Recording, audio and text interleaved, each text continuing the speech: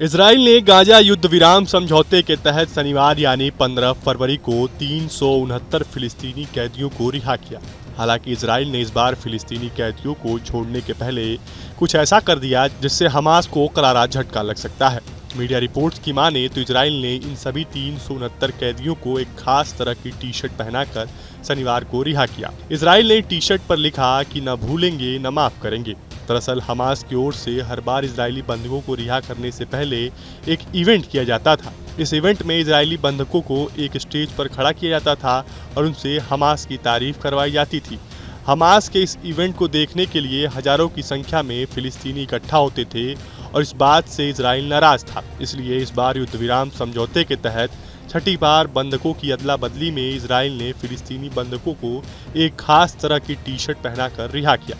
Gaza युद्ध विराम के तहत हमास की ओर से 3 इजरायली बंधकों को रिहा किया गया। हमास ने तीनों बंधकों को खान यूनिस इलाके में सुबह 10 बजे यानी इजरायली समय अनुसार रेड क्रॉस के हवाले कर दिया था। इसके बाद उन्हें इजरायली सेना के हवाले कर दिया गया। 7 अक्टूबर 2023 के हमले के बाद इजराइल और हमास के बीच शुरू हुए युद्ध पर 15 फरवरी बाद समझौते के तहत युद्ध विराम लग गया। इसके बाद दोनों पक्षों की ओर से बंधकों की रिहाई के लिए 5 बार अदला बदली की जा चुकी है।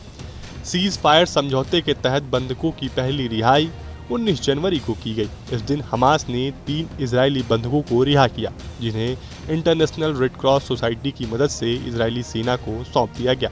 इसके बाद बंधकों की दूसरी रिहाई 25 जनवरी और तीसरी रिहाई 29 जनवरी, चौथी रिहाई 1 फरवरी, पांचवी रिहाई 8 फरवरी को की गई।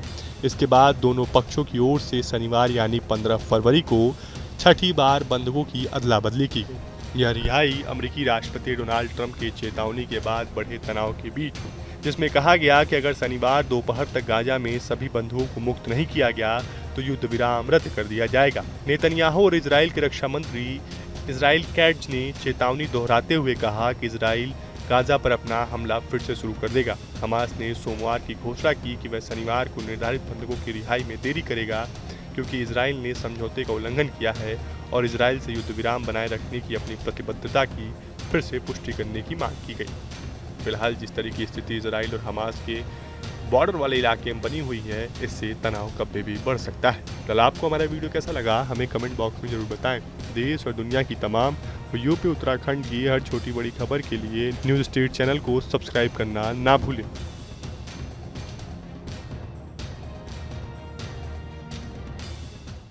न्यूज नेशन अब व्हाट्सएप पर खबरों के ताजा अपडेट के लिए न्यूज नेशन के इस QR कोड को स्कैन करें।